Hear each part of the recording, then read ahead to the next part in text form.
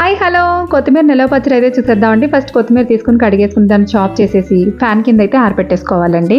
దీన్ని ఫ్యాన్ కింద ఆరబెట్టాలి, ఎండలో ఆరబెట్టకూడదు. ఇది మెజర్ చేసుకుంటే ఒక బౌల్ అయ్యిందండి. అలాగే పావంతు ఎండుమిర్చి, పావంతు చింతపండు తీసుకోవాలి. చింతపండు అయితే హాట్ వాటర్ వేసి నానబెట్టుకోవాలి. అలాగే టీ స్పూన్ ఆవాలు, టీ స్పూన్ మెంతులు డ్రై రోస్ట్ చేసేసి పౌడర్ చేసేసుకోవాలి.